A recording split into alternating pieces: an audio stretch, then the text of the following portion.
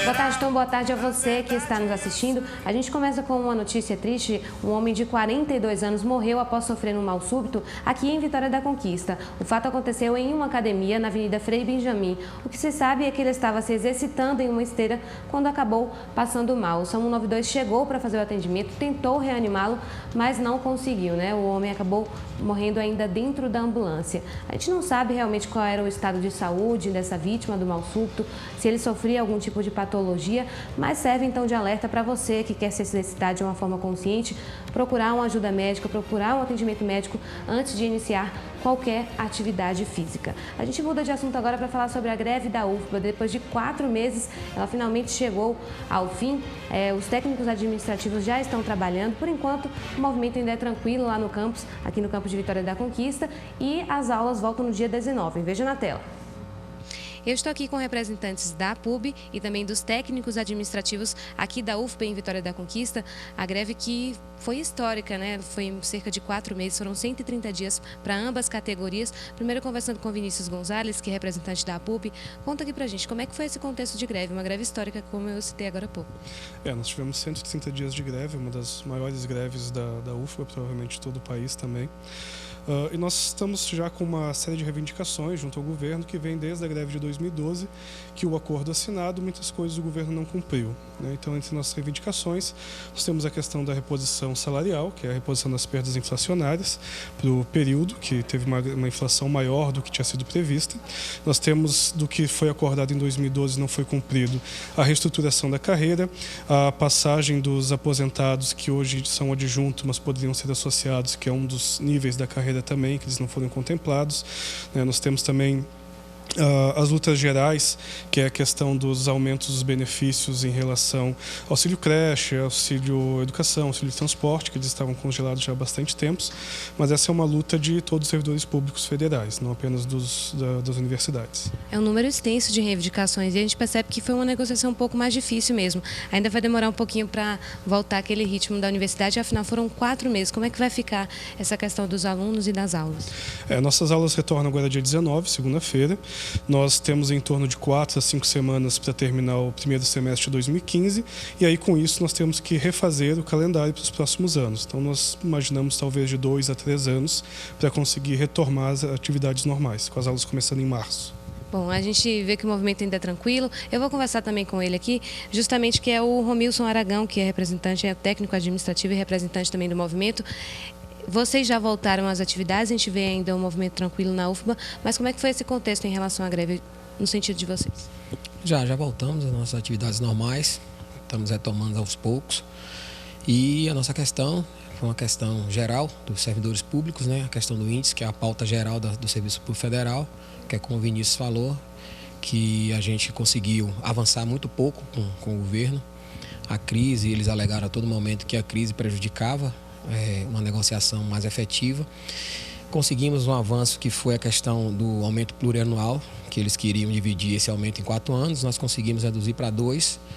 E em relação aos benefícios, já agora para janeiro de 2016, ele já vai ser contemplado com esses benefícios, que já estava congelado, como o Vinícius falou, há muito tempo.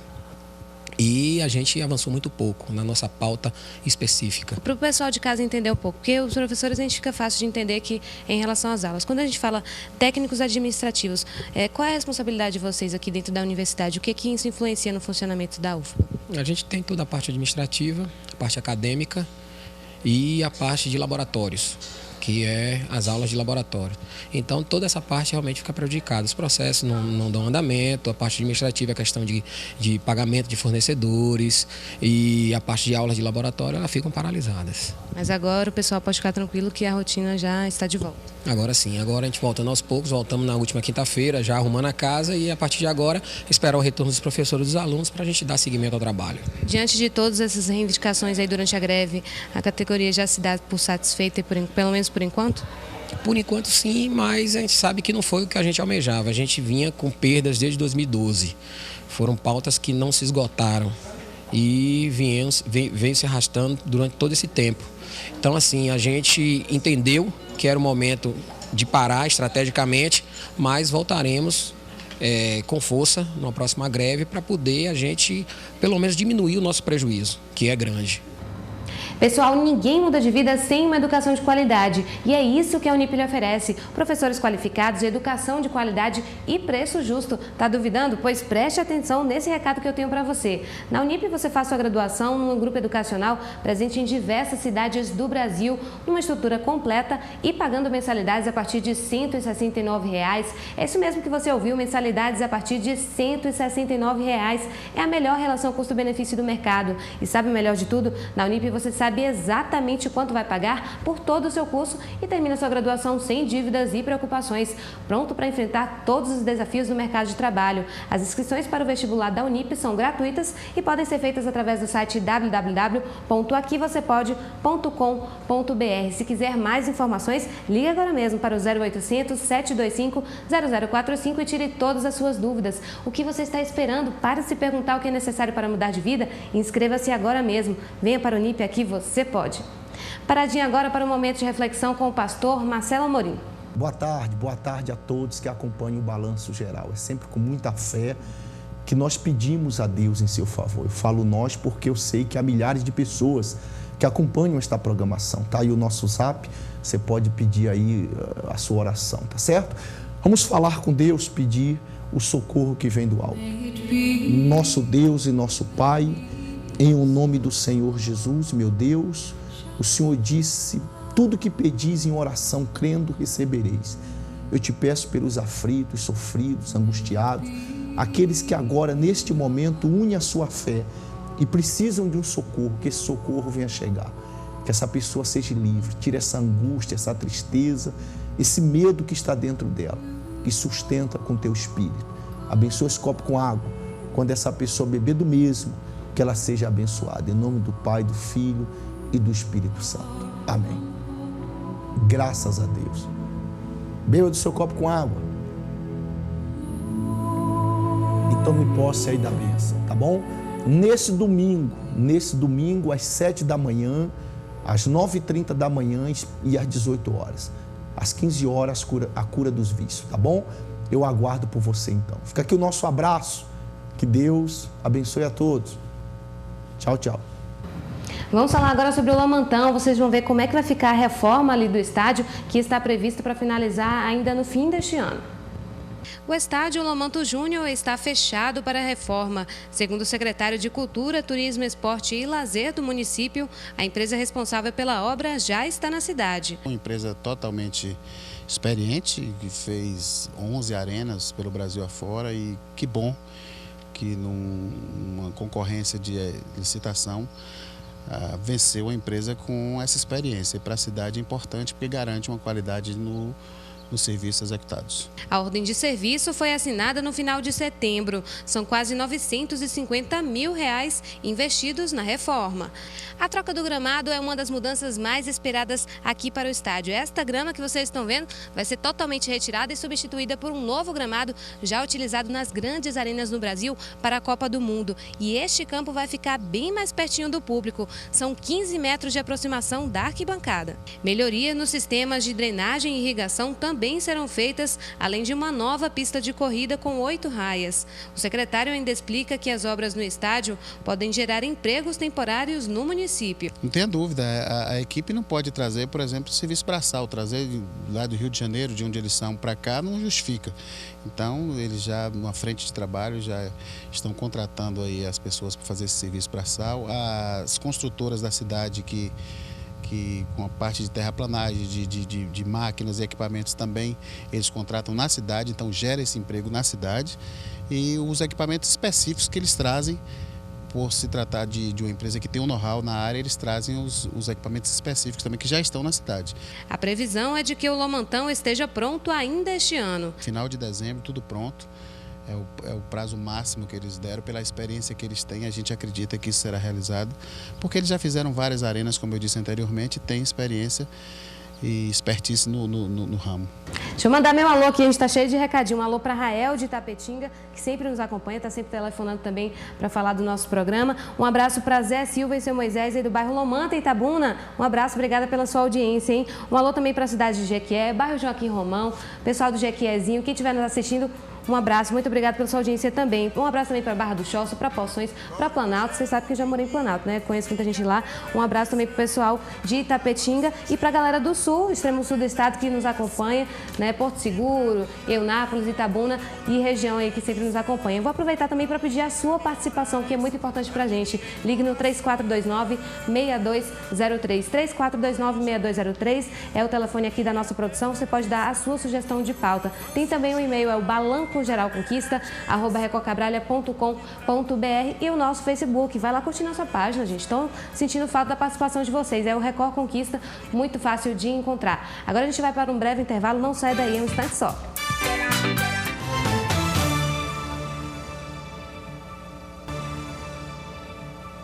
Já está de volta. Hoje tem entrevista no estúdio para falar sobre um tema bem diferente. Eu tenho certeza que você aí de casa vai gostar, vai se interessar. Nossa convidada de hoje é Giovana de Santana, ela que é psicóloga. Seja bem-vinda, boa tarde. Obrigada, boa tarde. Bom, Giovana, vamos começar aqui, já que a gente vai falar sobre transtorno do déficit de atenção com hiperatividade. Precisei até pescar aqui um pouquinho, porque o nome é grande mesmo. Mas também é conhecido como TDAH. Tá vendo, gente? É difícil mesmo. Mas a explicação vai ser simples, né? Explica pra gente o que é esse transtorno, porque é algo mais comum do que a gente imagina, né? Sim. Na realidade, é um transtorno, inclusive, que é identificado geralmente na infância. E ele é mais comum na infância e abrange um número de crianças acometidas pelo transtorno bem grande. Ele basicamente um transtorno caracterizado por um alto nível de inquietação, de hiperatividade, de agitação da criança, com associação ou não a uma dificuldade de atenção, a um excesso de desatenção da criança. Então, inclusive, existem critérios para poder identificar o transtorno e um deles é justamente essa associação de sintomas. São vários sintomas relacionados à hiperatividade da criança, à inquietação da criança, com vários sintomas associados à questão da desatenção. Não significa, por exemplo, que um aluno que seja apenas agitado, muito danado, aquele aluno que dá trabalho na escola, não significa exatamente que ele tenha o transtorno, né? É algo que é um pouco até difícil de diagnosticar, né? Exatamente. Na realidade, é uma questão que deve ser discutida, inclusive, principalmente pelas pessoas que fazem parte do processo de socialização dessas crianças, desses adolescentes, dessas pessoas. A escola tem um papel fundamental nessa questão do diagnóstico, principalmente o diagnóstico equivocado. A família tem um papel importante nesse processo e o próprio profissional que vai diagnosticar. Quando a gente fala da escola, é porque a criança, a maior parte do seu tempo, ela está na escola. Então, os profissionais dentro da escola, bem como os outros colegas e tudo mais, que acompanham diariamente e diretamente aquela criança, eles têm esse papel fundamental nesse diagnóstico. Então, é aquela criança lá na escola que é super inquieta, que perturba a aula, que não deixa o professor dar aula, que é agitada e chama a atenção dos outros colegas e tudo mais. Aí aquele professor, esse menino só pode ter TDAH. Então, bora diagnosticar, porque a gente medica ele e aí fica tudo tranquilo. Então, a preocupação, exatamente, a preocupação com relação a esse diagnóstico tem que ser muito... A gente fala também do ambiente escolar, porque nesse ambiente a gente vê de tudo, vê o convívio social, vê a questão do aprendizado e tudo isso deve ser observado, né? Com toda certeza. Agora, o que a gente pode explicar também para a gente entender? Porque esse transtorno, eu comecei dizendo que ele é algo mais comum do que a gente imagina, mas ao mesmo tempo é um pouco difícil de diagnosticar. Esses estudos em relação à definição mesmo, ao diagnóstico desse transtorno, eles são mais recentes ou eles já vêm ao longo do tempo? Eu sei que é polêmico, né? Pois é, na realidade, o TDAH, ele é um transtorno que houveram uma série de reformulações em relação a ele, desde a nomenclatura até a definição atual que a gente tem hoje, trazida inclusive pelas associações de psiquiatria. Mas a polemização do TDAH vem justamente para essas questões que envolvem essas questões culturais, sociais, políticas, que envolve tanto o diagnóstico quanto o próprio tratamento, que é a medicalização inclusive a Ritalina, que é uma medicação que é usada para o tratamento do TDAH, houve um crescimento abusivo no uso da medicação, justamente por conta também desses diagnósticos equivocados. Então, vamos controlar aquela criança inquieta, que perturba a aula, que perturba em casa, vamos controlar ele, vamos dizer que ele tem TDAH e vamos dar Ritalina para ele, que assim ele fica uma criança domesticada, fácil de lidar. E mais uma vez a gente alerta que não é assim que funciona. Não é assim. Agora vamos entender, então, já que a gente tocou no assunto do tratamento, para a gente explicar de uma maneira melhor aqui para o pessoal. Como é que funciona esse tratamento, já que é uma questão polêmica em relação à medicação?